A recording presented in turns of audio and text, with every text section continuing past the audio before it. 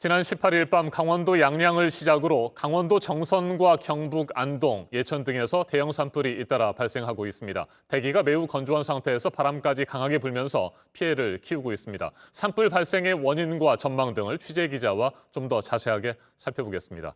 이재승 기자, 이렇게 산불이 계속해서 발생하고 있는 것은 일단 전국적으로 대기가 매우 건조하기 때문이겠죠? 네, 그렇습니다.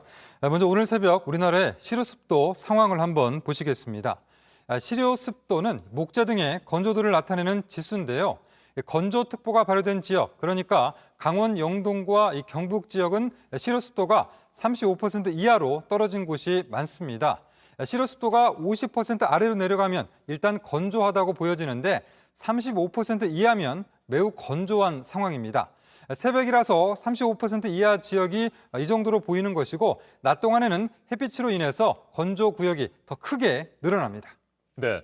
그런데 이번 겨울 이례적으로 눈이 아주 자주 내리지 않았습니까? 네. 그럼에도 불구하고 계속해서 건조한 이유가 뭘까요? 네, 이번 겨울에 서울 등 서쪽 지역을 중심으로는 눈이나 비가 자주 내렸습니다. 하지만 반대로 강원도 영동과 동해안 같은 경우는 서쪽 지역에 비해서 이렇다 할 눈이나 비가 제대로 오지 않은 그런 경우가 많았습니다. 실제로 강원도 정선 같은 경우는 이달 들어서 어제까지 강수량이 9mm에 그쳤는데요. 최근 10년 평균 22mm의 절반도 미치지 않는 그런 상황이고 특히 2월 4일 이후에는 1mm가 넘게 강수량을 기록한 날이 없습니다. 결국 2주 넘게 눈이나 비가 내리지 않은 겁니다. 네, 이처럼 메마른 날씨 속에 돌풍급의 바람까지 강하게 불고 있기 때문에 산불이 잇따르고 있는 것 같습니다. 특히 동해안 지역에 양간지풍이라고 불리는 바람이 불고 있는 거죠? 네, 그렇습니다. 이 강원도와 경북 등에서 잇따르고 있는 산불의 원인, 결국 양간지풍이라고 볼 수가 있는데요. 보통 남쪽에 고기압이 또 북쪽에는 저기압이 있으면 태백산맥 동쪽으로 고온 건조한 바람이 불게 됩니다. 특히 양양과 간성 사이에서 부는 국지적인 강풍이 워낙 강해서 대형 산불의 원인이 되는데요. 이 지형적인 특성을 고려해서 붙여진 이름이 바로 양간지풍입니다. 오늘 새벽까지도 이 강원도 산간에서는 초속 9m에서 초속 16m의 강풍이 불었습니다.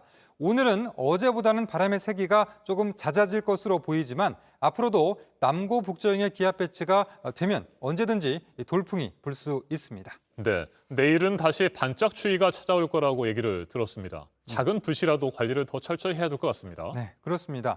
내일 서울의 아침 기온 영하 5도까지 떨어지고 낮 기온은 영상 5도에 머뭅니다. 어제 서울 낮 기온이 영상 17도를 웃돌면서 4월에 해당하는 봄 날씨를 보였는데 내일은 기온이 크게 떨어지는 겁니다. 이 차고 건조한 부품 계열의 바람이 불면서 대기는 더욱더 건조해지겠습니다.